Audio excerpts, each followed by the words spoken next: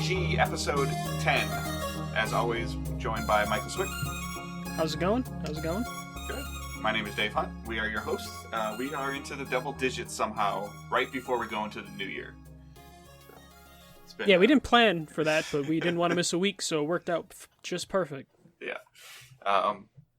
As we go into the teens, the country and the world going into the 20s. We are Digital Days Gaming, a podcast covering all things gaming, all things digital functions. We haven't really dived into too much music, but we've done tons and tons of talks about streamers and how gaming is evolving, games as services, and just the evolution of gaming in general for moving on more and more into a digital landscape. So if this is the first time that you guys are listening to us, thank you so much. I hope somebody told you to come here. And again, to make sure you thank that person. If you can subscribe, that would be amazing. If there is a podcast service that you use that we are not on, please let us know. And if that service allows you to leave a review for anybody that's listening, please go ahead and leave a review for Digital Days Gaming. It helps us move up the charts. The review rating puts us in different categories, and then written reviews always help. So when somebody is thinking about listening to it, wants to know what it's about, they can read some of their quick reviews that are written and see if it's something they want to check out. So those are easy ways that you guys can help support the podcast and to help it grow.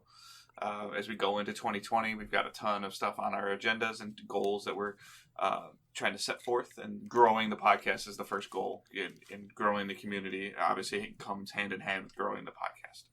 We'd love to interact with you guys as a community. We do that through the questions. We do that through our live streams on Twitch.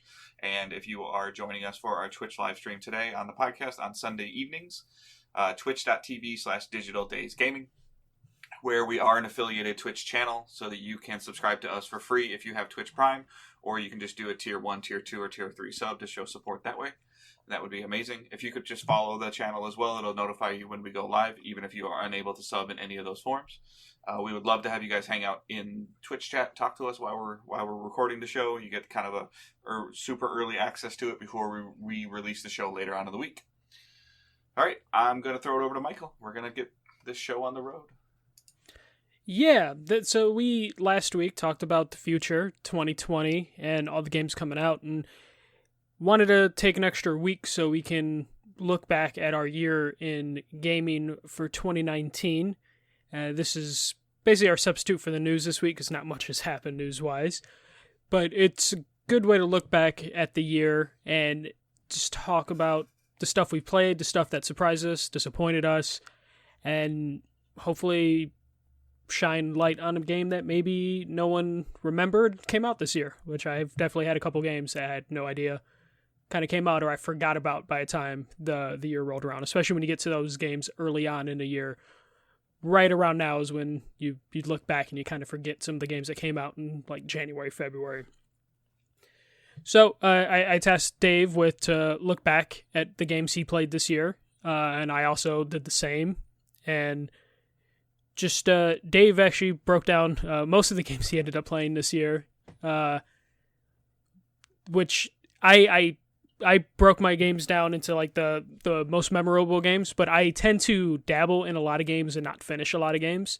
So my list tends to be a little bit longer. Dave's a little bit more focused on his games. You're kind of a completionist, right? I don't necessarily like to have, like, I'm in the problem right now where I've got 2 or 3 games that I'm playing at the same time, and I struggle with the control aspect of it as well as the just like what is going on. So I really, don't like to do that. But I am okay sometimes when I walk away from a game, just walking away from it. Mm-hmm. Yeah. So Dave, where exactly do you want to start breaking this down? We don't really have a format for how we're going through this stuff. I think that, like, what I want to talk about first is, like, I guess, and as I was writing this list, I remembered, like, some things. So essentially what I did is I, went through some of the games I played on Games Pass this fall and, Origins Premiere.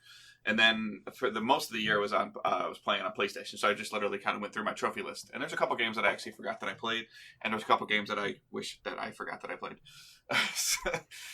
So I guess I would kick it over to you really quick. Like, what do you, on your list, I know you probably have some stuff written down, and I threw some stuff in the doc, but what would you think is the thing that was most disappointing to you in 2019? That you played? So disappointing games that I've played. It's funny. If you follow me on Twitter, twitter.com/firstmjc, could plug myself in before you plug later. I have Kingdom Hearts 3 on my top 10 list. It's at the number 9 of my top 10 list. And based on how you know me, Dave, you would imagine Kingdom Hearts 3, waiting for it since the PS2 Kingdom Hearts, it would be higher on my list. But it's almost on my list of top 10 this year just because I feel like it has to, because I waited so long for it. I remember talking to you as we were doing shows and just even our just general discussions where you were so excited, day one, I'm getting this, I'm playing this. And then the next week when we would record, you'd be like, I don't know how I feel about this. Yeah.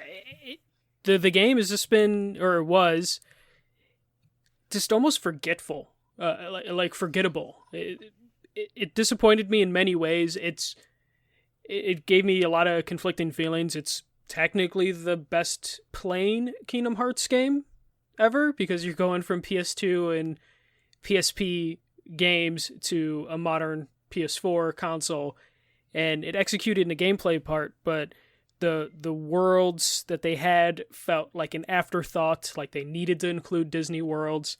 The replayability just wasn't there for me, and it was kind of short. It took me 20 to 30 hours when previous games took me longer, but that is also teenager Michael, who only had money for a couple games at a time and had all the time in the world to spend my summer break playing the same game over and over again, versus me, 29, 30-year-old Michael, who has very limited time, and I just, have to jump from game to game, so I may have rushed through this, but I just didn't really feel the need to go back to it, and it was just really short to me. 30 hours is kind of long. I was expecting to really get in there, and I just had no want or need to go back and grind out, max everything, 100% flip a game. I just beat the story, was hopefully the DLC is good, and then moved on. Yeah, but I feel in your mind, at least my perception of it from you, is that Kingdom Hearts had set a bar for a standard, in your opinion, of what the game should be and what they were like, and then that bar continues to be raised as technology increases, and it didn't live up to today's standards with the mix of the gameplay that you were used to. Yeah, they improved gameplay, but you're right. There is a bar that current generation games, modern games, have set, and they just played it really safe. And they closed some story loops, opened up some more, but there was nothing in there that really drove me through. I honestly wouldn't have finished the game if I was just coming to Kingdom Hearts 3. If Kingdom Hearts 3 was my first game, I probably would have stopped halfway through. But because I've been with Kingdom Hearts for 15 plus years, I saw it through the end and just kind of walked away just a little unsatisfied. And it's funny because all my friends, we bonded over Kingdom Hearts.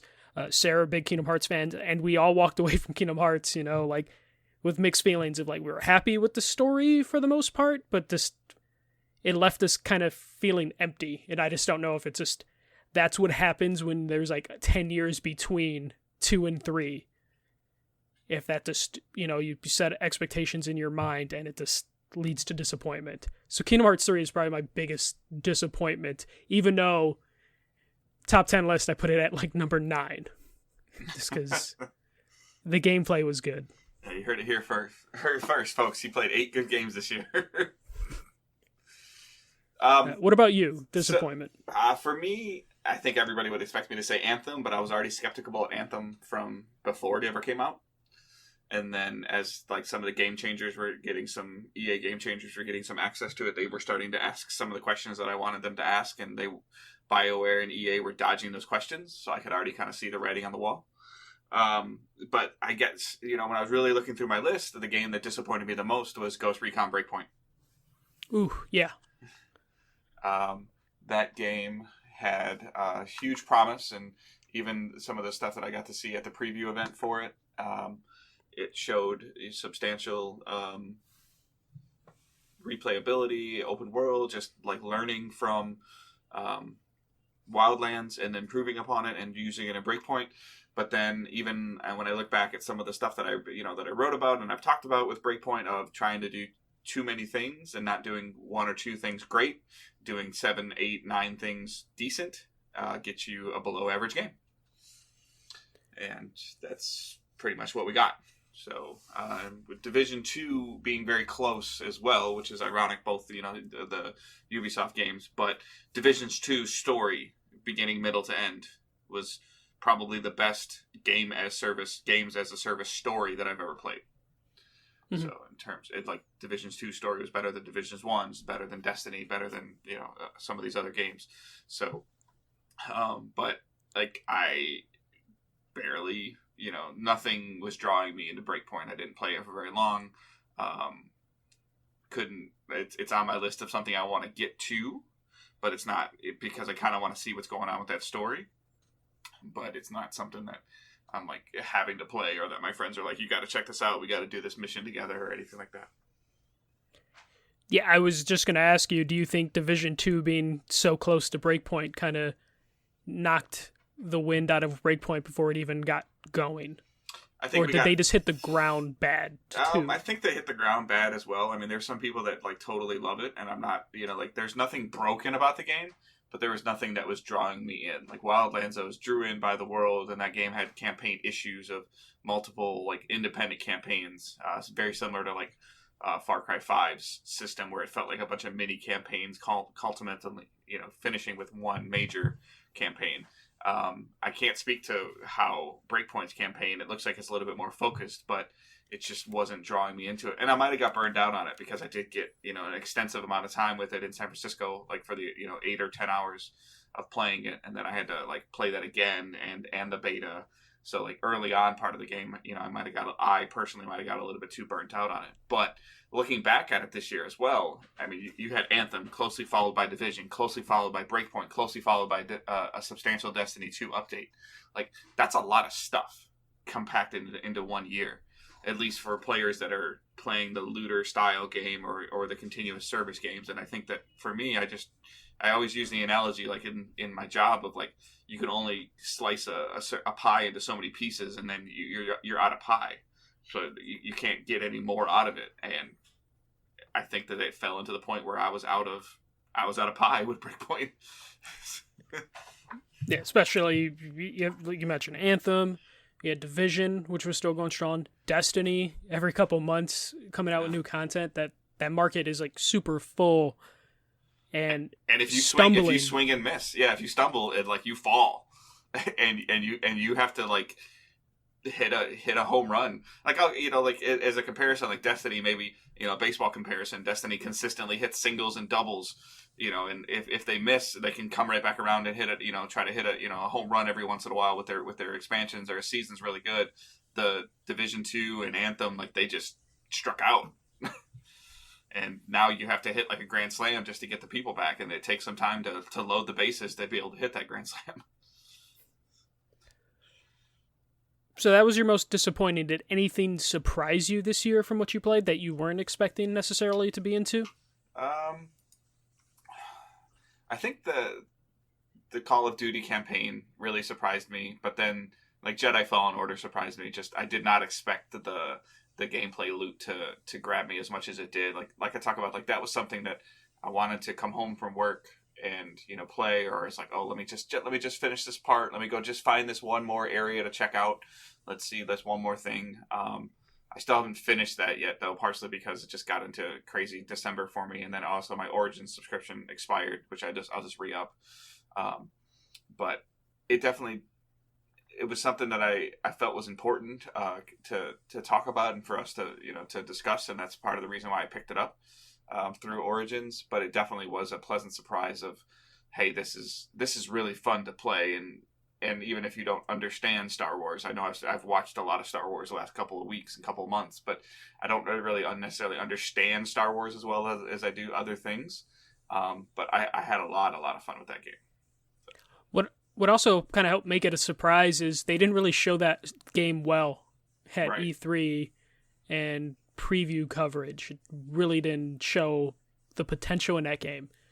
Like, I didn't hear anything about the Dark Souls comparisons until that game was already out. Mm-hmm. And it just kind of looked generic at the EA showcase or whatever it is at E3.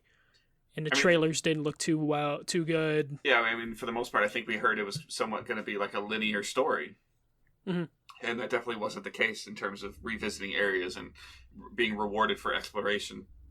Because that can be sometimes like the most frustrating thing is where you're not rewarded for going off the beaten path. And in Fallen Order, you might find a shortcut and you're like, okay, and that helps you get back to your ship quicker. And then also when you go back to the area, you know that, hey, like I can go this way and get to this one spot. And then now I have this new ability, so I have access to this new area. So that definitely wasn't something I was expecting from that type of game, because it was, like you said, they didn't really talk about what it was. It was just a single. They spent so much time focusing on single player, no DLC, no microtransaction campaign. That's all we heard.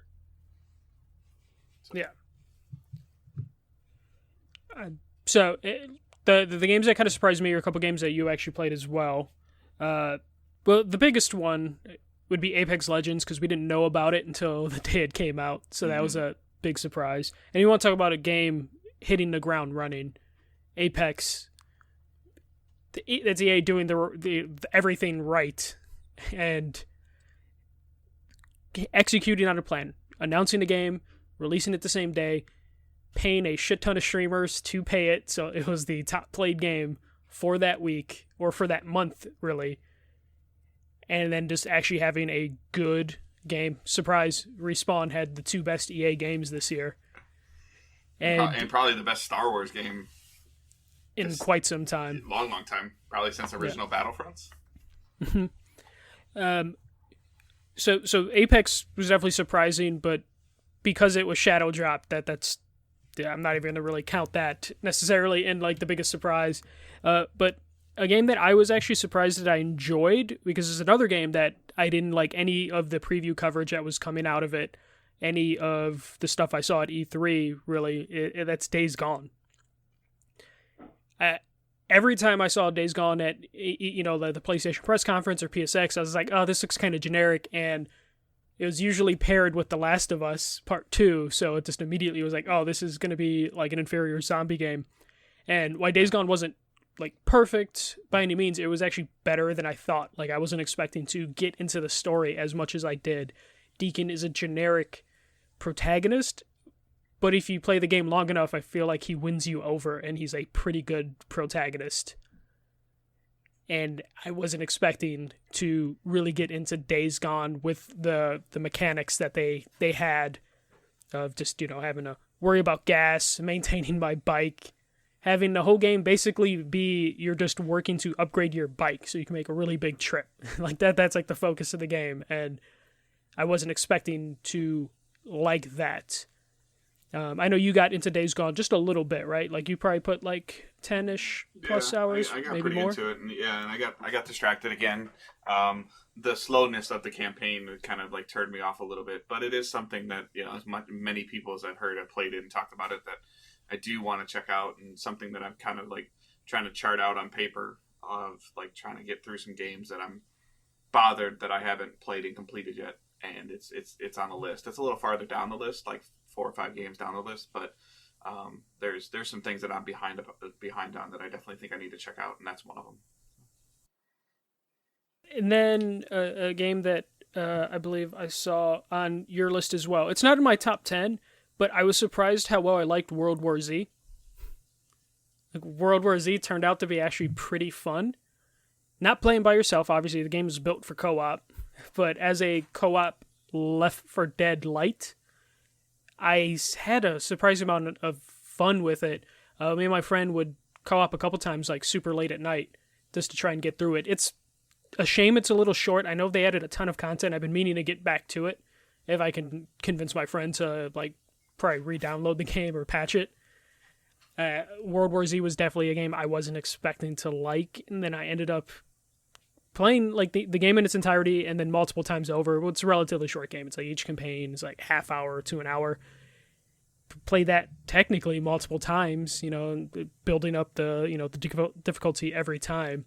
I wasn't expecting to get super, super into that. But those were definitely the games that surprised me, how much I got into them, especially coverage and all that stuff just never looked good for those games. And then I ended up playing them quite often. But anything else that you were surprised you enjoyed? I mean, Messenger came out on PlayStation this year. And I had a lot of fun playing that game. But I also always seem to have fun going back and playing side-scroller games, like whether it's like Shovel Knight or Messenger or Guacamelee, anything like that. Those are games that I have a good time with. The other game that I think surprised me was Dauntless. That like you talked about like Left 4 Dead Light. Dauntless is like a Monster Hunter Light, and so that seemed to work really, really well. The animations and the free to play model built around it, and that was like the first time I kind of dived into it, like a free to play game for a couple weeks. I was playing it. I would say a couple weeks. Yeah, and it held my attention for a little while. It held my attention very similar to how Monster Hunter World did, and then you kind of fall into that same window where you start feeling like you're behind. And when you start feeling like you're behind, you're like, okay, I'll just set it aside. But it was a lot of fun. Very basic, but definitely buildable. And started seeing the customization and how to, like, a continuous amount of content that's being drawn. I didn't earn any trophies for it, so it wasn't in there either. But like playing Final Fantasy 15 on that free trial, trying to level myself up and learn how to play that game, I had a good time. Trying to broaden my horizons with the style of game that I played, just to see more stuff. One thing I did want to talk about before we get into like maybe our top 3 games of the year, Game Pass. I know we've been like cheerleaders for Game Pass, but Game Pass like really got me back into PC gaming. Like, I think that's been like one of the main factors of you playing on your PC as much as you have. Yeah, Game Pass and Origins, and then obviously Destiny 2 going free to play. Yeah. It gave you reason to do that, but looking at my list of games that I played this year, Game Pass is a huge component of everything I've been playing, really, or a huge component of what I've been playing. And I don't know, Game Pass is, I think, like, if we were going to give out, like, best thing in gaming of 2019, I'd probably put Game Pass on there. Oh, yeah, for sure. I'm surprised how, even though, like, me and you were on Game Pass on PC, it's superior on Xbox, but on PC alone, even with the smaller library, it's really a hard price to beat. And I've just been kind of going crazy with it. I think last week alone, especially, had some days off because of the holiday, and I ended up just, going through Game Pass, and I ended up downloading another, like, 5 or 6 games that I'm like, oh, maybe I'll give this a try and just keep building out my backlog. But, like, I probably wouldn't have played Outer Worlds because, games are expensive. So spending $60 at Outer Worlds, I ended up loving a lot. I knew I was going to love it. But not having to pay $60 for it was really nice. I just was able to download that day one part of my Game Pass subscription. And that was huge for me because it meant I got to spend $60 on something else and got to enjoy that. Yeah, and I think Outer Worlds drew a lot of attention because it was on Games Pass. More people got to experience it that maybe wouldn't have tried it, but they keep hearing about it, and then all of a sudden they log into Game Pass and it's right there. And they're like, oh, like people were talking about this and it's here, let me download it. Hey, this is a lot of fun. Again, it's something that I want to play, and I'm already starting to run into that mantra. Like, I can feel it already of like, I know it's there. Like, I know it's on Games Pass, so it's like something I'm not worried about. Like, it's on Games Pass. Like, I'll get to it eventually. And hopefully they'll take it away. But yeah, they don't really announce like when games are going away on Game Pass, which is good and bad. It gives you confidence that it might be there a while, but who knows how that's going to end up working out. Especially Microsoft owns Obsidian, but they don't own the Outer Worlds. Right. That's Private Division that owns that, probably. Or at least they published it. But Game Pass has just been huge. I mean, it got you to play a Halo game. Yeah. You haven't played a Halo game forever. And, So. we'll talk about that a little bit later because you actually got to play Halo this time. But Game Pass has been kind of huge for me and definitely getting me to play a lot more on the PC. And I'll talk about it a little bit later too, but man, I've been spending a lot of time on PC on all the storefronts. I'm one of the people that like having 4 or 5 different storefronts on my PC. I had to download that Epic Game Launcher because they were giving away games. I know, I've been downloading every game that they've put on there, and yeah, they've been old, but they've had some damn good games. I haven't played some of them, so hopefully you downloaded Ape Out, because Ape Out is a damn fun game. I think I missed it. So. You son of a bitch. Okay. All right, Dave, if you were to pick 3 games on your list to be, they don't have to be ranked, but what would be your top 3 games of the year? I'm gonna put the pressure on you. So, Call of Duty Modern Warfare, Jedi Fallen Order are easily the first 2 that come to mind. And then, like, the third one is hard, just because... And for all of you that are, like, sitting there like, oh, he's going to say Destiny. Like, no, I'm not, because... No, it has to be a new game that came out this year. Well, partially because it's also just a continuation of the game. It's not any... Like, they're not doing anything, like, super evolutionary, like, or new. But in terms of, like, just how much stuff that I went through, and I mean, I'm looking on my list here, and I'm just trying to see. The third game would be really hard. It'd probably be, and I'm so close. Like I started playing Darksiders Genesis finally this week. Like I'm playing Control this week. I've tried to check out Halo Reach. I'm trying to play some of the Gears ones. I'm just not far enough into those games to make a choice on that. So just say Anthem. Based on what I've played this year, my third game that would be like the game that I felt like I enjoyed and had fun. It would probably be Far Cry New Dawn. I was gonna say I thought a lot of people forgot about Far Cry New Dawn. I'm surprised you still remember Far Cry New Dawn. Yeah. It feels short. so long ago. Yeah, it was short. It wasn't very long. It did some really cool things with some storytelling and experimenting with replayability in the Far Cry world, and then using like the old quote unquote like reused assets of the same Far Cry 5 world that they built with this. But the over the top gunplay, the mechanics, like it's still like Far Cry games are just fun, and this game was just a bite-sized version of that, and it works. And they didn't charge $60 for it. When it came out, it was like $40. You can probably get it now for like 10 or 15, and I don't think that you'd be disappointed in it. So the top of the top 3 games that I played this year, looking at this list of stuff that I have here gone through, and just really quickly, like the stuff I wrote down: Call of Duty Modern Warfare, Jedi Fallen Order, Gears 4, Halo Reach, Control, Darksiders Genesis, Borderlands 3, very, very close, just still didn't hook its teeth into me. Ghost Recon Breakpoint, Division 2, Bloodstained, Ritual of the Night, very fun game. Side-scrolling, again, maybe a little bit too RPG heavy for me. Dauntless, Rage 2, fun shooter, very boring story. World War Z, Days Gone, The Messenger, Anthem, and Far Cry New Dawn. And then, I had some other, like, I think I probably briefly played a couple other little things at events and stuff like that. But that's pretty much my year. And obviously Destiny 2 is not even on that list because like it's just something that I was thinking about this in the car the other day. Like Destiny 2 is like when you come home and The Simpsons is on, and you just turn it on and it's on in your house. Like Destiny 2 is something that I just sit down and play. And there's enough that they're doing that's enticing me to check it out every day, at least every week.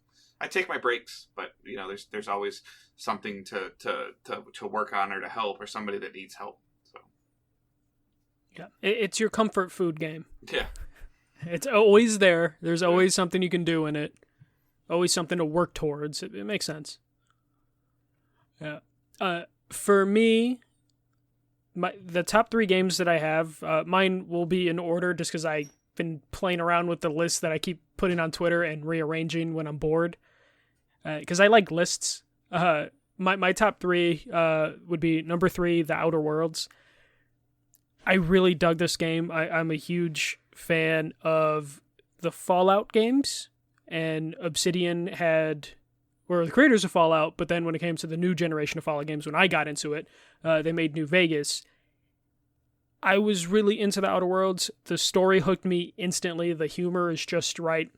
It's not as dark and gloomy, or it's not dark and gloomy. It's dark, but it's not gloomy. It's bright, colorful. It's like the opposite of what the Fallout games look like.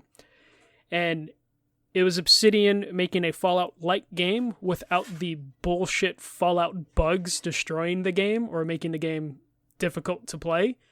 So it was perfect for me in the fact that I was able to play a Fallout-like experience that was different enough and not broken, which made me very happy to do and made me very happy to play.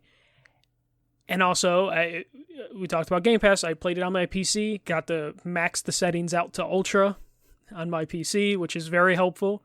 Didn't have to deal with, poor loading screens, didn't have to deal with graphic issues, frame rate issues. It just smooth sailing for the entirety of my play. Number 2 would be Control. Control is one of those games, before it came out, I knew I was going to like and enjoy just based on like the aesthetic, the style. And playing it just confirmed all the hype that I had for the game, because everything about that game I just loved. I loved it. Was weird, it looked cool, and it had really good gameplay. There was a checkpoint system that was bullshit, but I was able to get over that. But the game that I'm gonna consider like my personal game of the year is A Plague Tale: Innocence, which I'd seen the game the last I want to say 3 E3s. I've gone in and seen a demo, hands-off demo of A Plague Tale, and it always seemed like a cool concept. You are a girl and you're trying to protect your little brother, which automatically escort mission the game sounds like a bad idea, but the abilities and like the objective of trying to survive like thousands and thousands of rats from eating you, and also trying to hide from soldiers and then using those two against each other was a cool concept. And I ended up enjoying A Plague Tale so much that me and Sarah just finished it in just one sitting, like one 10-hour session. We started it in the morning, and then every time we were like, oh, should we stop playing? One of us would be like, no, let's keep going. I mean, it was a single-player game, but we were like passing the controller. And I haven't had a video game experience in a long time where I just sat down and played it from beginning to end in a long time. Like, by the time we got to the credits, it was almost like shocking when we had that realization of, oh crap, it's nighttime now. Like, our whole day is done because we got super into this game. And I really enjoyed it. The gameplay was fantastic. The story was good. The acting was good. I was worried about the acting going into it, because anytime you have a game focused around kids, you always have to worry about, okay, they either get, actual kids and the poor acting that comes with that, or you get adults trying to sound like kids and the horribleness that comes with that. And that game didn't have any of that sort of issue, or at least for me it didn't. And I don't know, I just adored this game, and I was surprised how much I enjoyed it, and just how fast I kind of went through it. It was still like a 10-12 hour game, but playing it in one sitting just kind of like blew my mind a little bit. It wasn't until after we put the controller down, saw credits, that I was like, damn, we really like that game. Right. I mean, that's the thing. Like, it's just like anything that impacts you, and it's so hard too, because like games impact everybody so dramatically differently. In terms of like where it hits to home, or what kind of, if it hits in your mind or in your heart, like that. So some people are, more emotional than other people about any kind of subject. So like it could just trying to dictate to someone or tell someone like you have to play this. It's great. Like, no, it's not my style. Like, yeah, so hard to tell. Yeah, you can never please everybody. Like, I've definitely, every time I put my list of game of the year, I get the one or two comments of being like, why though? You know? Right. But just how it is, you know? Like, I thought you forgot about Far Cry New Dawn, but it was definitely one of your favorite games. And I think it's just because a lot of people forgot about Far Cry.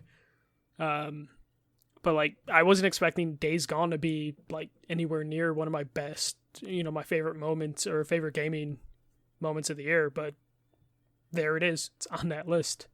Right. Wasn't expecting Kingdom Hearts 3 to disappoint me. But, yeah, that was 2019, basically. That was our little recap of 2019. 2019, what do you think overall of 2019? It was like an okay year for gaming, I think. It wasn't... We just got off 2018, which 2018 might have been one of the best years in gaming. I think that was like kind of like the sweet spot of where the consoles, everybody had figured out the consoles and knew what they wanted to make, and they were in the point where like companies and studios were on solid footing to be comfortable with what they were making and to release it. I think that optimally, if we ever got to see like a perfect calendar for these studios, for like, I think new consoles would have been out this year. Mm-hmm. But obviously that didn't happen for numerous reasons that, like we'll never know. But I think that this might have been the year that they were shooting for the new consoles, and it just didn't happen.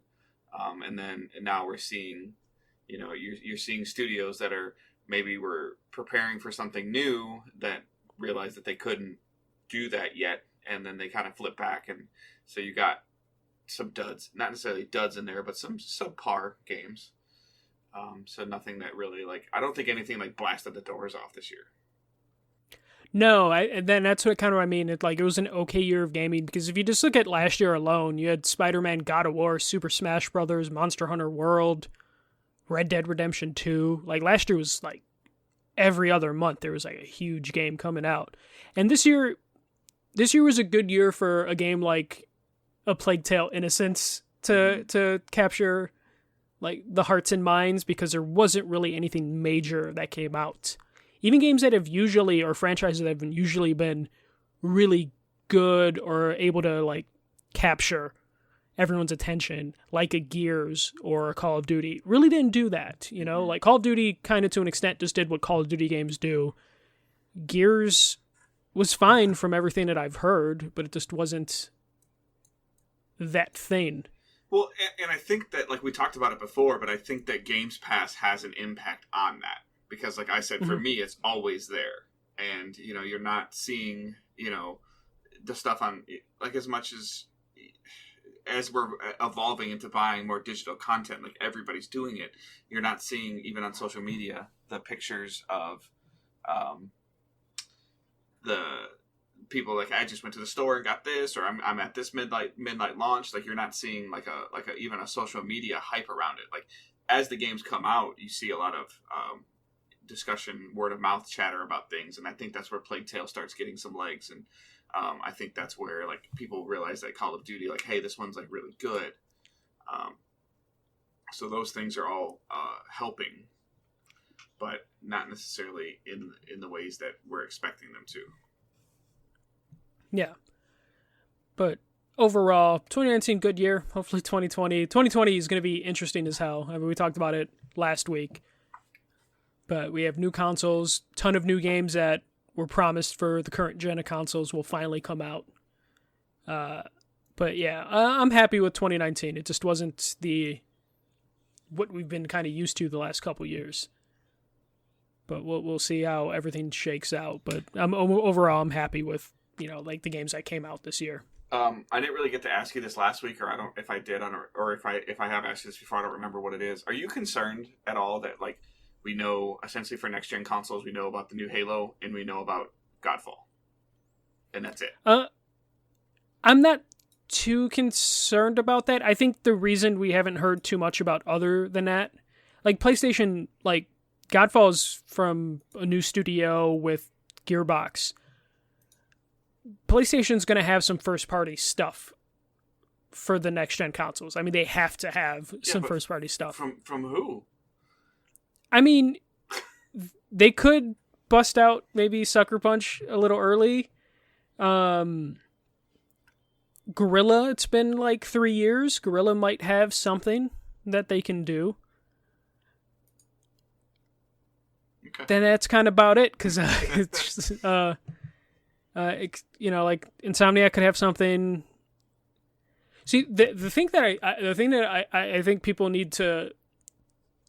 I have a feeling we're gonna get a Spider-Man game sooner than we expect, because you can't take Spider-Man out of New York, and Insomniac already built New York. Yeah, so they can just add some new gameplay elements, add a new campaign. I mean, I'm not making it like it's a piece of cake, but use the same engine, use the same area, and make it look better, change it up a little bit, maybe have something happen, yeah. But like a devastation happened to New York as an example. I don't know enough Spider-Man lore, but and then just evolve the suits, bring in some new gameplay things that people maybe they wish they could have put in the first game, and dig up some other villains that are in the comic books. Yeah, I'm not saying we're gonna get Spider-Man next year, 2020, but I wouldn't be surprised early 2021 we'll get like another Spider-Man game, and you're right. Like Sony doesn't really have like everything. I think they're gonna have to rely on Guerrilla to pumping out a new game. And hopefully Guerrilla wasn't too busy like trying to help with Death Stranding. With the engine work they helped do. Mm-hmm. And then when it comes to Microsoft has the studios now, they're just not going to have them right away in terms of like pumping out. Hellblade 2, sorry. Hellblade 2, yeah. Xbox Series X. So. Yeah, so they have Hellblade and they have Halo, and then all their other studios are pretty new. Probably don't have anything, or their acquisitions don't have anything. Mm-hmm. So it is a little worrisome, but I'm sure like we're, Watch Dogs 3 or Watch Dogs Legion will probably be. Yeah, I just don't count that though. Like if they're gonna put it on both platforms, like we know Godfall's only coming to PS5. Yeah, Halo's probably gonna come to both. We know that Hellblade 2 is gonna be Xbox Series X. I don't know how to shorten that up. Sex. So like we know those for sure, and we'll get more. Like I'm assuming that these companies are going to have reveal events and pre-launch events. But it was just something that kind of dawned on me. Like we're like 12 months out, and like not even a leak. Yeah, I mean Sony could. I mean they're still partners with Bluepoint. Bluepoint can bust something out. Sony Studio Japan probably has something up their sleeve. It won't be gigantic, but something. We probably need a new Gran Turismo at this point, just because Gran Turismo Sport didn't really seem like that took off to any extent. And as much as they like talked about that being like a continuous thing, I haven't really heard shit about like that game as a service.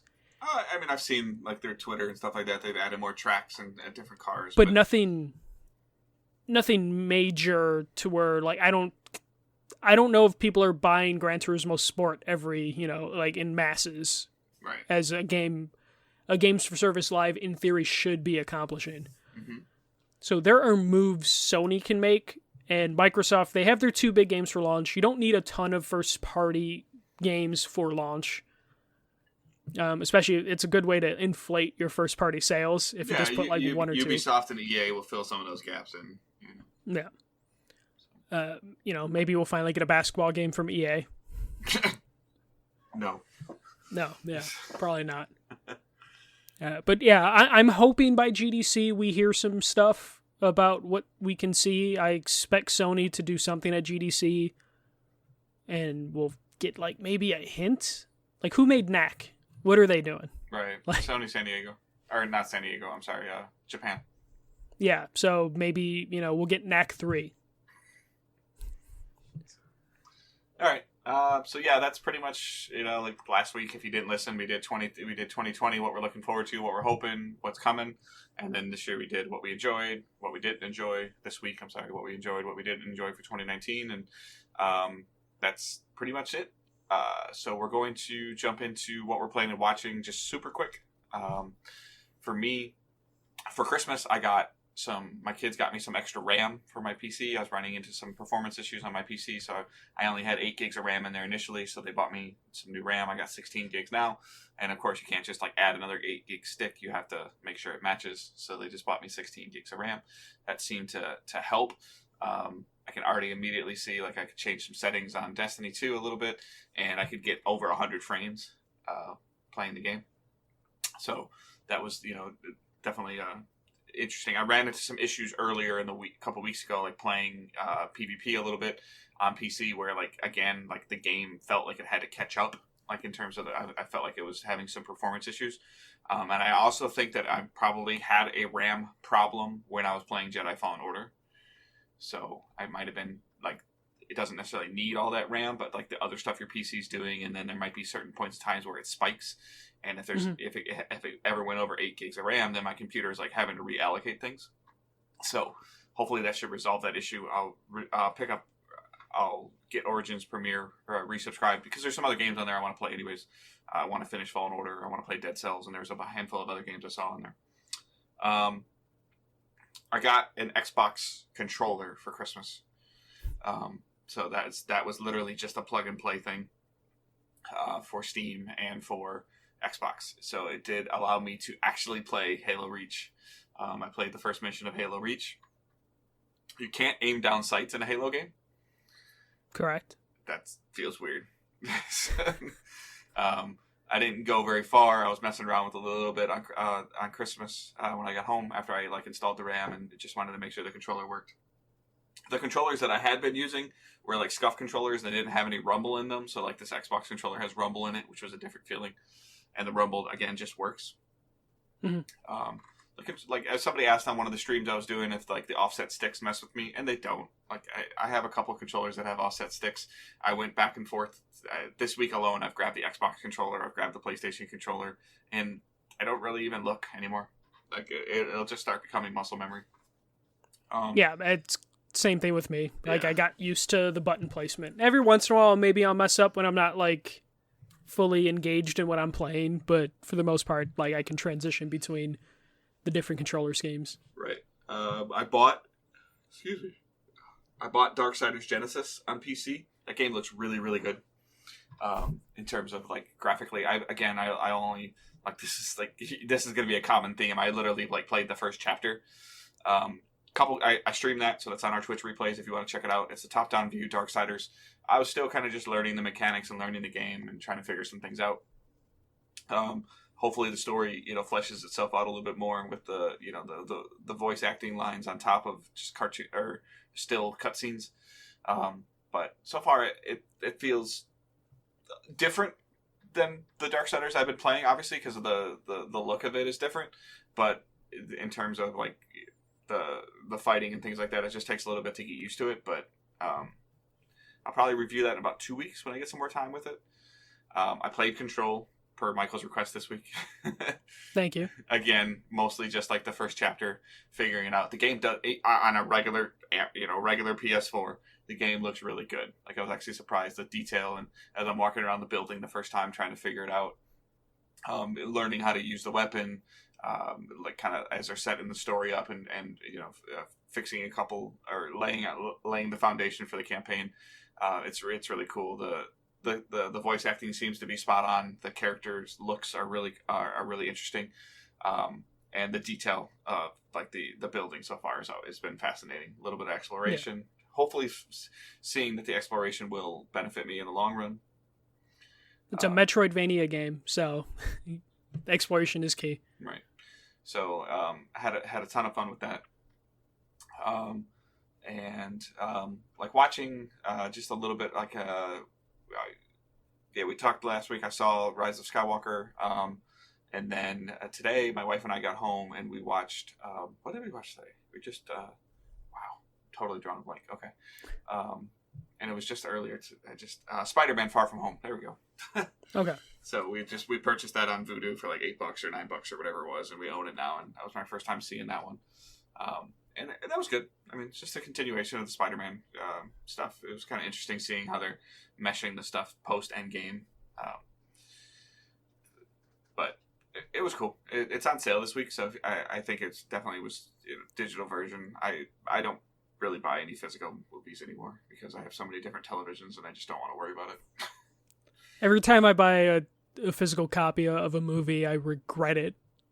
Like, probably around when I have to put it on the shelf and, like, I've confined myself to only one shelf or, like, one bookcase. And every time I buy something, I try and squeeze it in because I'm not buying another bookcase. So I'm just, like, battling constantly. Now I have a stack of movies and I'm just trying to get rid of.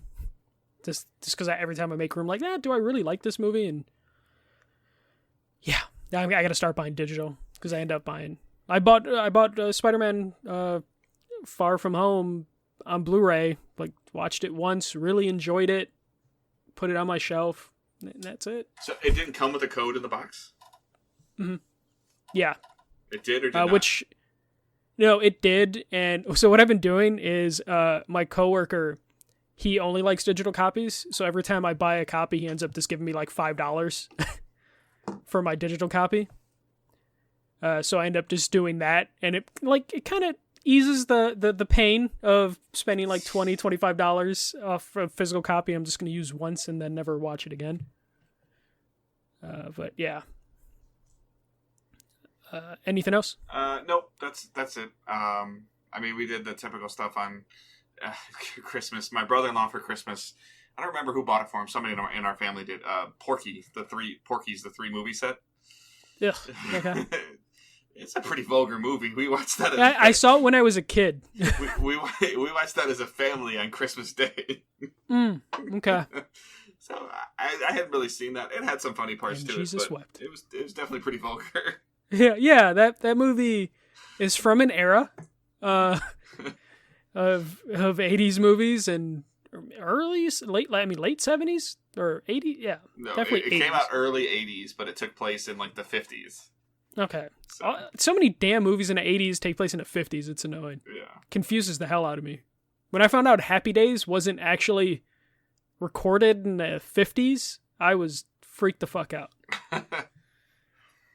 All right. For me, my family bought me a PlayStation VR. So I finally have a VR headset. Fuck, there's a lot of wires now on my desk. I almost, as I was setting it up, just like almost regretted being like, oh man.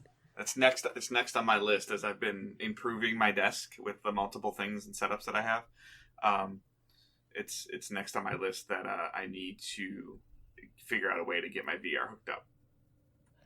Luckily for me, I have my capture card like sitting in the corner of my desk, so I just unplugged those two HDMI cables from my capture card and plugged them directly into the processor unit for the VR, which wasn't too bad. But like right now, I'm not playing it, so I just have a headset taking up portion of my desk, and it's just driving me kind of crazy. I'm probably gonna have to get one of those stands and then get a little table just to keep the VR headset, because setting that up, playing the games, and then immediately being like, man, I want to stream on my next day off, but I'm going to have to like undo some wires and reorganize things every time, just because I don't like the idea of the processor going into the VR unit, then going into my, like the processor going into the capture card, then going into my computer and my TV. It just seems way too much. But so didn't play a ton of it. Like I got it on Christmas and I didn't set it up until like 2 days ago, just because got Christmas off, but then immediately had to go do like a 10-hour shift the next day at work and the 10-hour shift day after. Played the Kingdom Hearts experience first because of course I did. That is just sit in the world, and then they just play like a music video with like a fireworks show. I didn't even know it existed. Yeah, they put it out right around Kingdom Hearts 3's release, and it's just, hey, do you remember in 358 over 2 days where Axel and you and Xion just ate ice cream on a clock tower? Well, guess what? You're Roxas on the clock tower eating ice cream with them, and you press X and the ice cream went to your mouth. That was it. And then it just did like a music video thing in the sky with like a fireworks show. Cute, kind of cool. Then I played a little bit of Until Dawn, Rush of Blood, which fun. I remember. Yeah, I remember Dave playing that. That was okay. Played Wipeout HD in VR, which was great. I played that once at an event, I think like a PSX. I actually got to, enjoy it a little bit, more just because I immediately went into zone mode for a couple races. Had fun with that. Played Tetris Effect, which is perfection in VR. Like, that's the thing I'm probably going to end up playing the most in VR, at least for a while, until I get, like my VR library where I, need it to be. Because the bundle I had was the bundle it came with VR Worlds, Resident Evil 7, Skyrim VR, Everybody Golfs VR, and I'm missing one. Astrobot, if I didn't say that already. Mm-hmm. It came with that, which is like a hell of a VR bundle from everything that I've read about PSVR. But a couple of the games I feel like I do need the PlayStation Move controllers, and I don't have those. So I need to get the VR controllers, but my rent's due in a couple of days, so I don't feel like spending $100 on some controllers until my next paycheck. You just need to go to like GameStop or something and find some used ones. Take a risk on it. I might do that.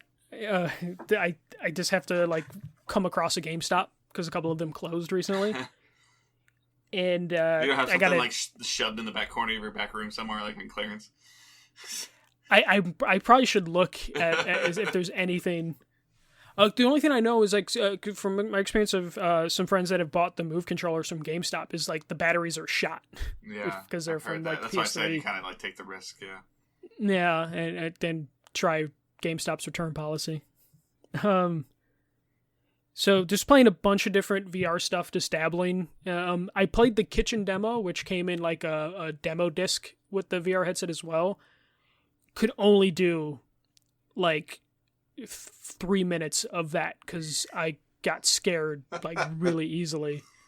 Because all it is you're bound to a chair and a woman with a knife is like in a room with you, just fucking around with you, basically like grabbing your eyes, covering them, and basically threatening to kill you. I could not handle that shit. You should definitely, in terms of just controller gameplay, you should definitely check out Moss. I do want to check out Moss. That is like on my list of games to get. Now basically I'm just gonna like scope out the sales on the PlayStation Store for VR games and try and get everything. Because I asked people on Twitter, and Moss was recommended to me probably like half a dozen times. And like Job Simulator, which I didn't know Job Simulator requires the Move controller, so I couldn't even play the demo for that. Yeah, that's what makes it the most fun.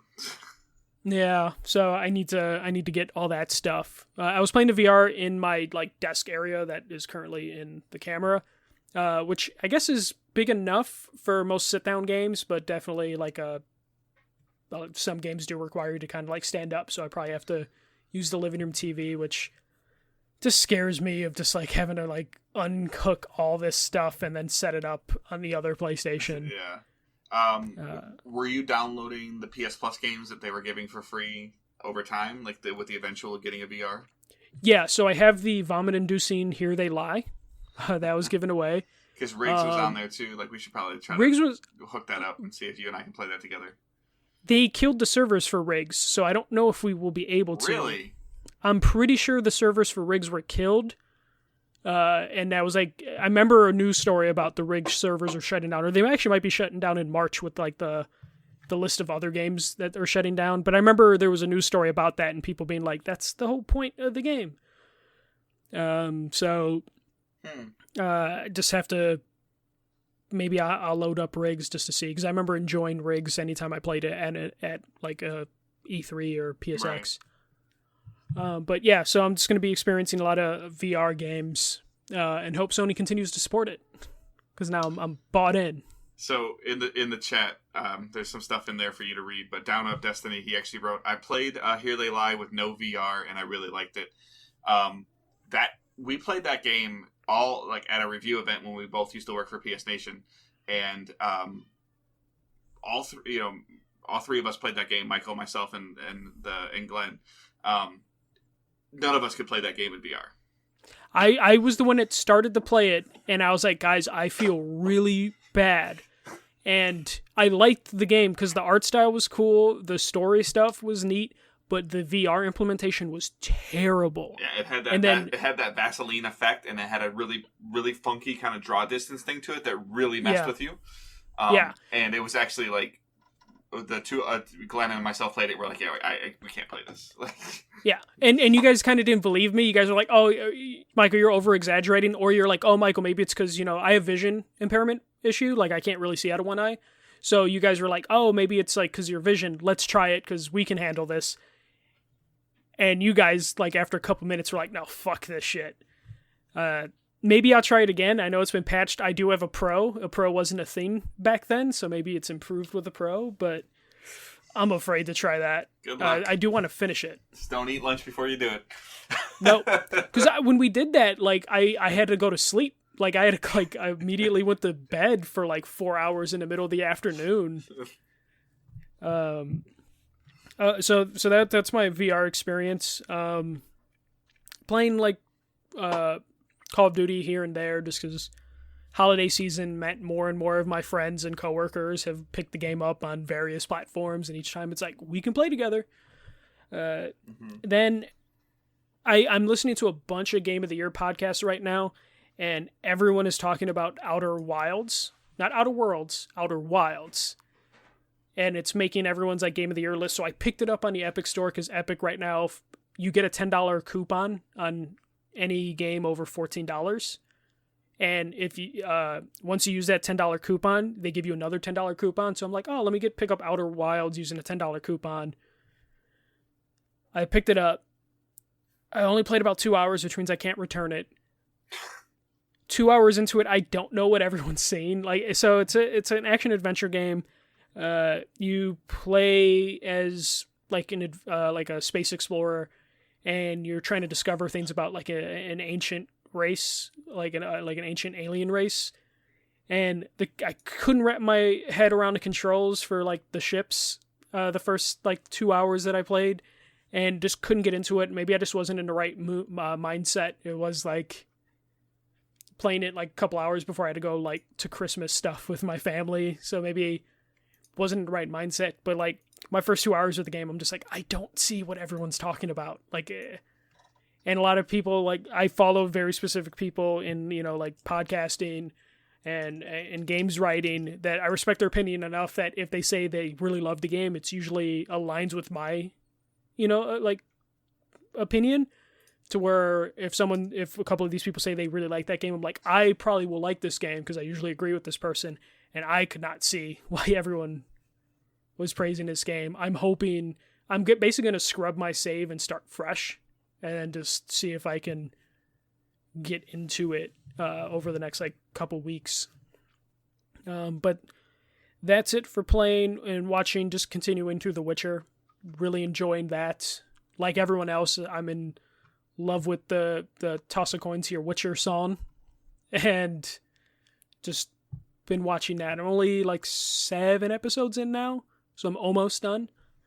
Yeah. But that show's really good. I forgot we finished Mandalorian, so like the episode 8 came out, and my wife's like, so as soon as it was over, my wife immediately like Googles next. She's like, I gotta wait a year, and I was just like, what did you expect?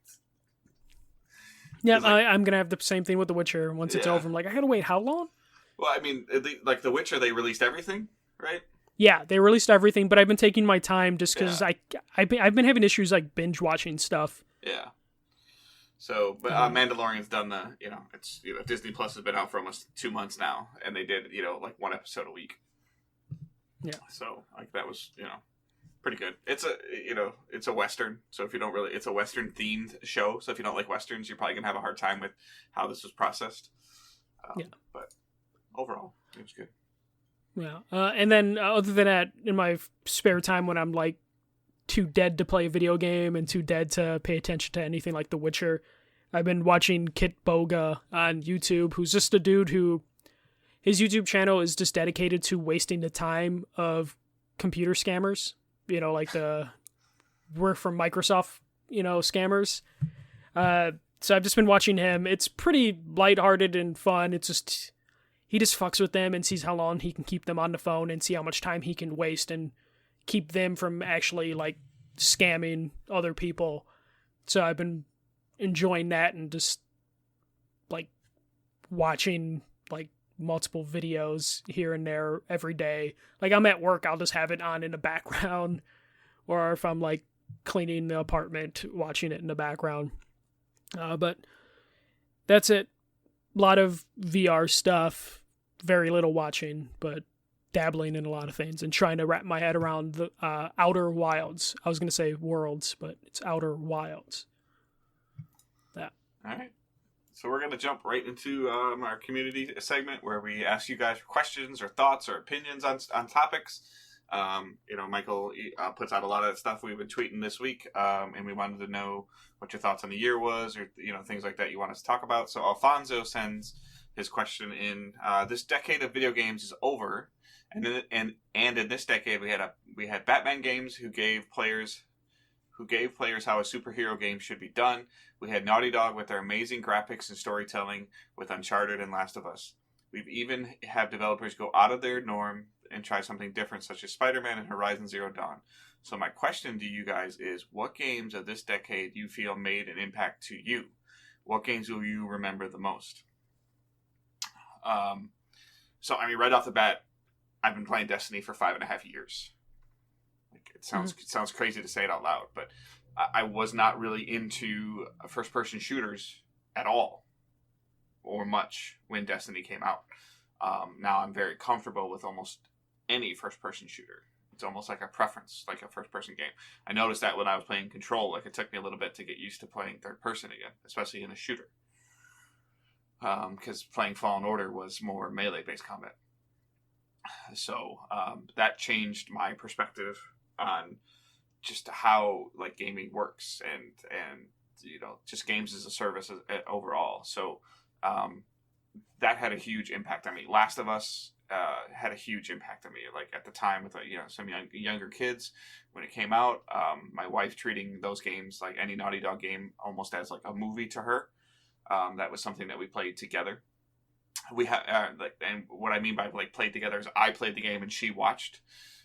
Sometimes she would help with like certain puzzles. Last of Us didn't have as much puzzles as like an Uncharted series would, but she would watch a lot of when I would play Uncharted and help me through those things. So those had the biggest impact on me, and like half of it's a franchise, yeah. And yeah, I played 4 versions of Uncharted, but some of those came out before 2010.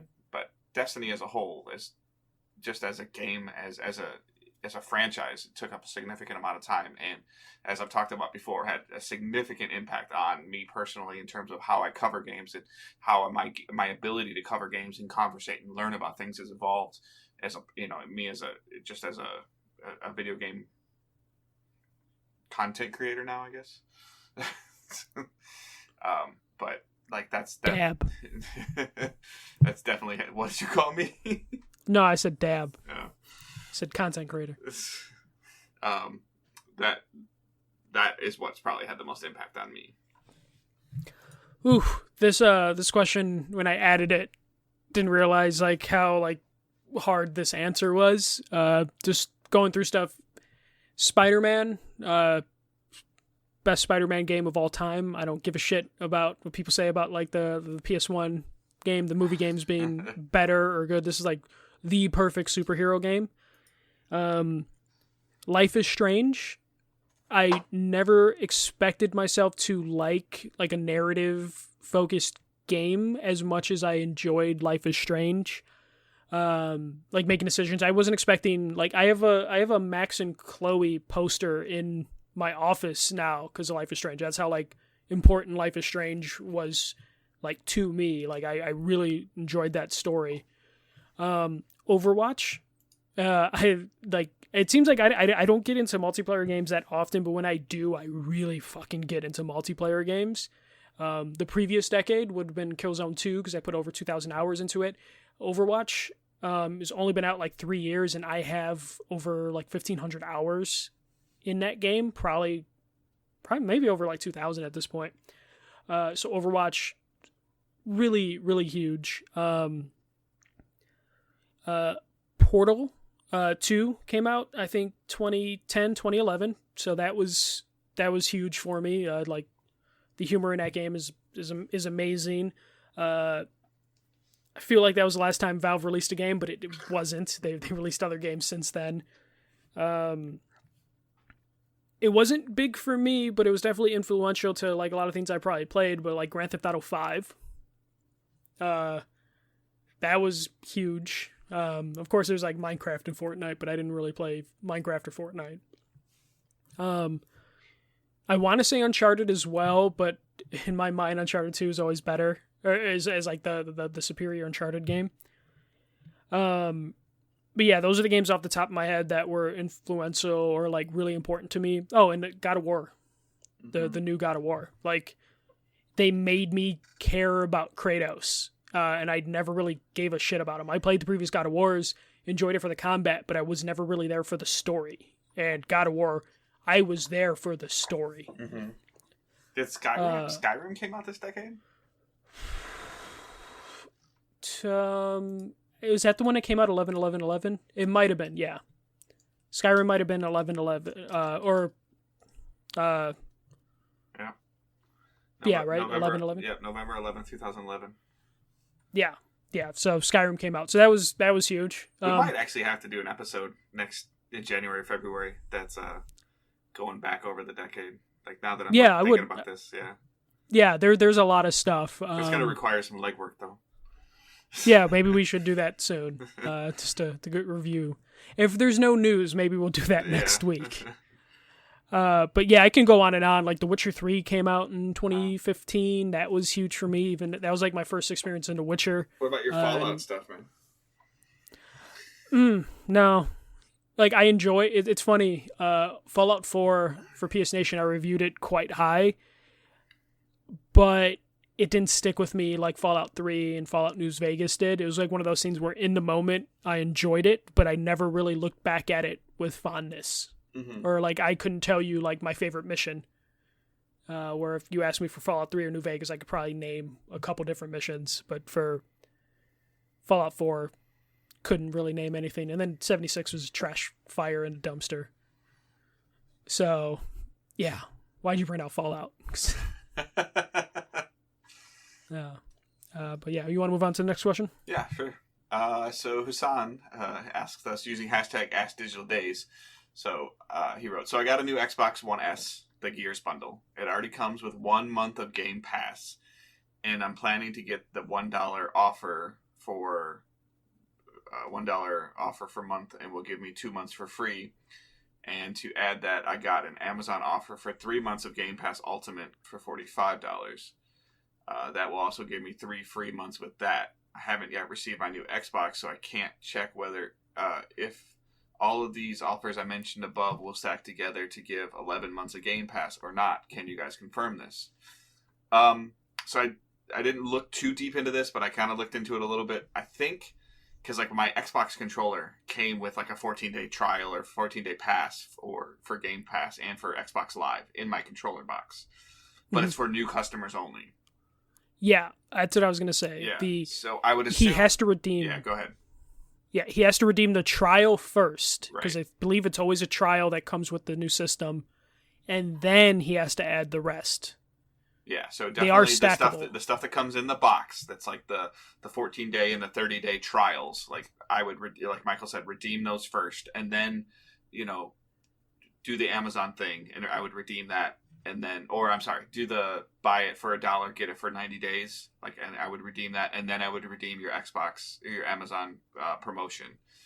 And yeah, it is stackable because we've heard that when they announced Xbox Game Pass on PC at E3 early or Ultimate, and they said it was like $1 a month. And I don't remember what it was, but like if you already had Games Pass on console, you got it like super cheap, and you could just buy it for like a year. Like people paid like $13 for like an entire year, and just stacked onto what they had. Yeah, the key thing is the dollar offer. You need to make sure that offer doesn't say for new customers only, because if it does say for new customers only, then that's the one you're going to want to do first. Right, which is why, so do the trial, the trial offers and then do the dollar thing and then do the Amazon promotion. Yeah. But before you do that, just be as thorough as you can with like the Amazon purchase. That's fine. You can stack that no matter what. It's now just a matter of seeing like the thing that comes in a box if it's his trial, and then the dollar offer if that says for new customers only, because then that will dictate which one you want to do, like which one's a better deal. The dollar offer 2 months free, if that's only for new customers, you probably want to do that one first.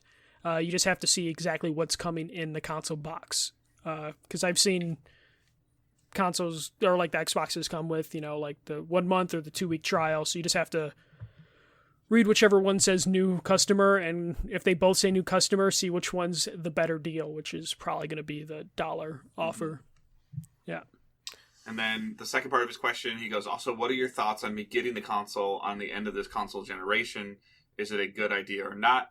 And will Microsoft keep supporting the One S for a few years to come after the Series X is released or not? He goes, I know Sony confirmed that it will keep supporting PS4 for at least 2 years after the PS5 is out. I think direct support from Microsoft or from Sony in terms of their new consoles will be thin and thinner than it was. But I still think that a lot of the third-party companies will still support it. There's still stuff that's in development. There's still stuff that they're working on. And at least from these consoles' perspective, is from a financial standpoint, companies have a hard time venturing out into a new IP on a new platform that maybe only has doesn't have a huge depth of sales to it yet, versus like we know there's like 100 million PS4s out there. So I still think you'll see some support for it. In terms of getting this at the end of the life cycle, if you haven't played a lot of Xbox games like myself, and you have Game Pass now, like you have a huge library of stuff that you probably have never played before. Yeah, that was going to be my point. Game Pass specifically makes getting the Xbox kind of better. That like if you're going to jump into this generation late and you had to choose between PS4 and Xbox, I would recommend an Xbox just because you can get Game Pass and you have a huge catalog of games to go through under your Game Pass. So you're fine. And like the new Halo, I believe that's coming to the current Xbox generation, so you'll be fine there. And it should be on Games Pass. Yeah, and it should be on Games Pass, yeah. So you'll definitely see it decrease. Like they'll support it the first year, and then you'll see that thin out as it gets to the second year, and then just cut off. But the backlog of games, you'll have 5+ years of games to go through of Xbox exclusives if it's your first Xbox. So it's not the worst idea to come into this generation late. There's tons of stuff to play. And then I'll take the second question, the shortest one. I planned it perfectly. Stefan asks, what do you miss about old school / retro gaming that does not happen nowadays? Nothing. I hated a lot of those systems. I miss manuals when I bought a physical copy. That's kind of the extent of it. There was a tweet going around today, I don't know if you saw, Dave, where it's like, oh, if you use the rewind feature in Switch games, you didn't really play, or you didn't really beat the old games. And it's like, fuck that. I mean, the things that immediately jumped to my head about stuff that's happened before is like, it's that drove me crazy. Like when I read this question, is like corded controllers and my sister walking across and pulling the controller out or pulling the Nintendo off the entertainment center or the end table and it falling and I'd lose my save because there wasn't a way to save. Controllers. No auto saves? Yeah. The cords wearing out on controllers. Like batteries die or buttons wear out now. But like in terms of like just cord getting caught in like a recliner or getting wrapped up or a dog chewing it or a pet messing with it. Now you can actually like put it up somewhere else. And again, I was a kid when this stuff happened, so those things, having those things happened to me. I still have like vivid memories of either no saves or not at a save point yet, and like having to pause a game, go to the back of my TV, unhook the connection for the system, and then replug the cable connection back in so my dad could watch TV and just hope that nobody touches my system, for the next hour or 2 hours. And then when he finally stopped watching TV, I could go back and then rehook it back up and then play some more and leaving it on.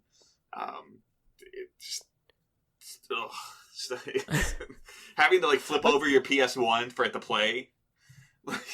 Yeah. Or when you fill up your memory card and have to decide, like, okay, shit, I really want to keep the season of Madden. Or what's on the memory card, because you have Yeah. two memory cards. And they're both the same. I would go to GameStop and buy like the knockoff cheap ones after a while, just because like, okay, they're at least different colors and they're cheap. I do miss cheat codes. Cheat codes kind of got replaced by microtransactions, and that's a shame.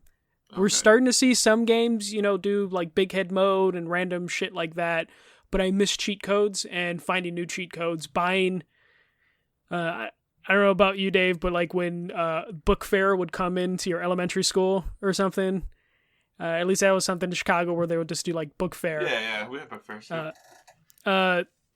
And occasionally at the book fair, when you have bought all your Goosebumps and Guinness Book of World Records, you'll find like the one game cheat book and pick that up. Or at least I would do that, and then I would immediately go to like Blockbuster with the game cheat book in my hand and being like, okay, which game do I want to use that one rental that my parents allow me?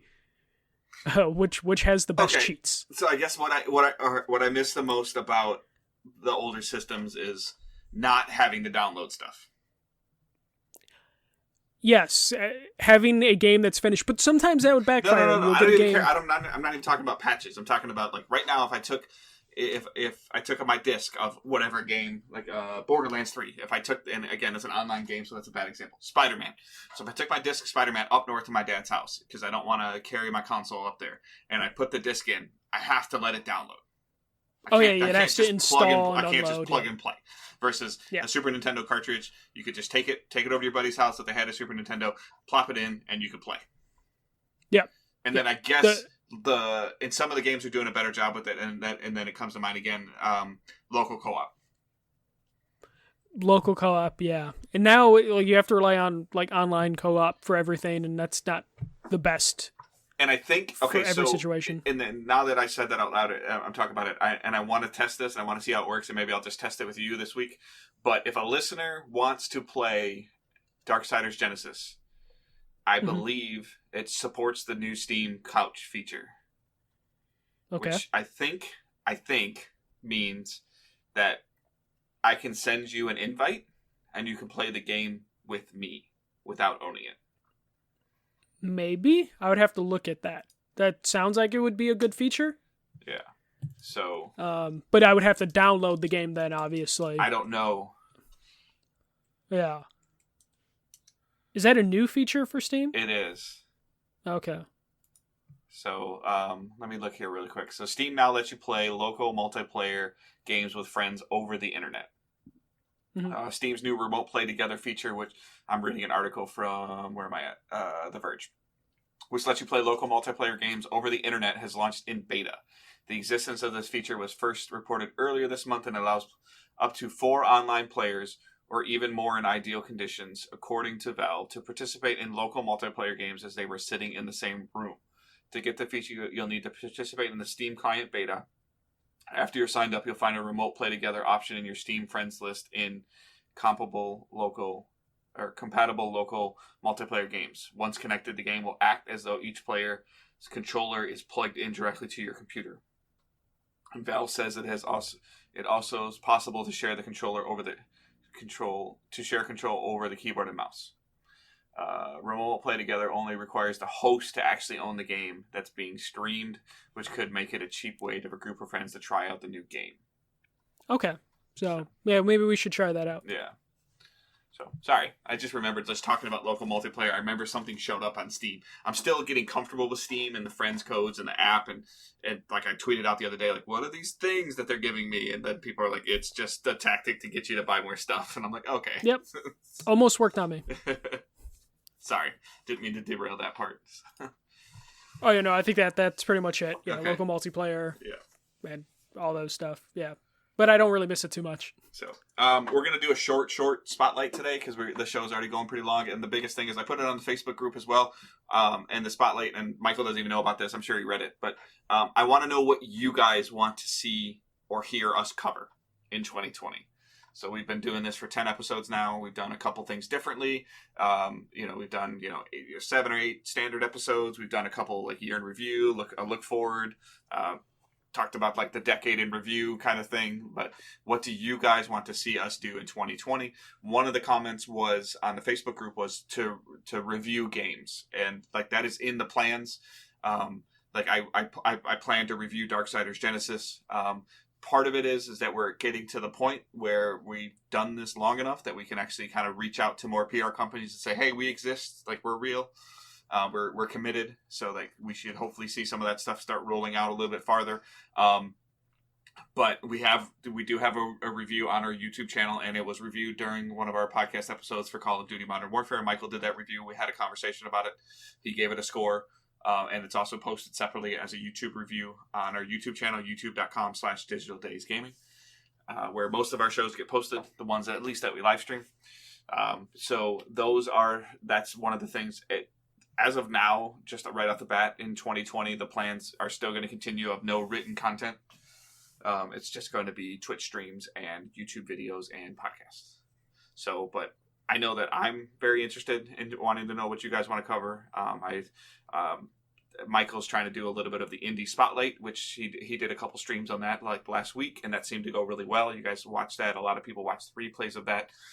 Some people were like, it was one of our most interactive Twitch streams that we've done in a long time.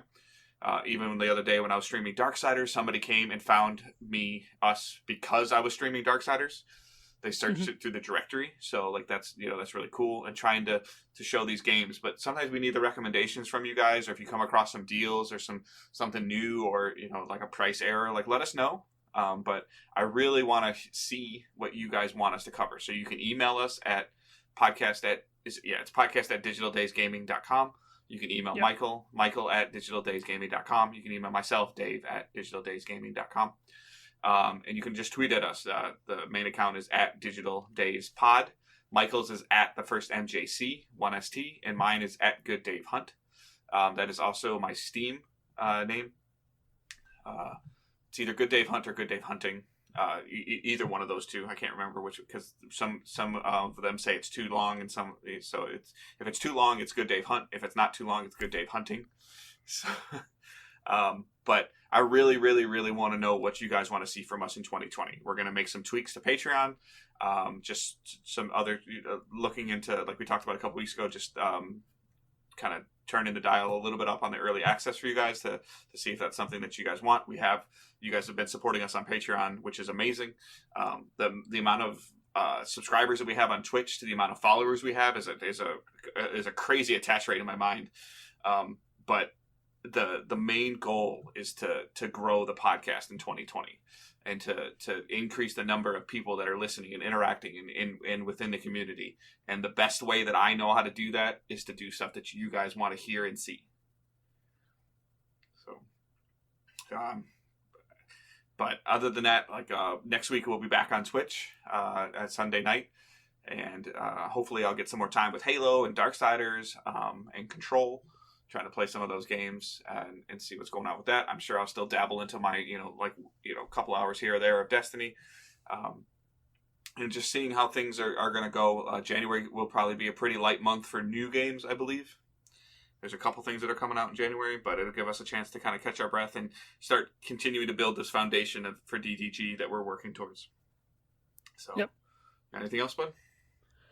No, just definitely doing every Tuesday. Going to do Indie Spotlight. I bought a bunch of fucking games the last week or so. So continuing to do that, and just going to try and give Outer Wilds another shot, and hopefully talk about that.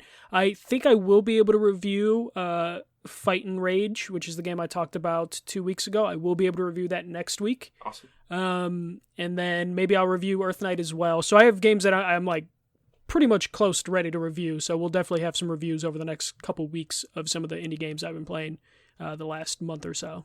Perfect. So, all right, guys, thank you so much for listening. Thank you for hanging out in the chat. If you were here, thank you for subscribing, for following, for sharing the podcast, leaving a review. If you haven't left a review, just hit pause and go do the review now. We'll wait. While you hit pause, we'll just not talk. But does that every time. Other than that, I hope you guys have a great week, and Happy New Year, everybody.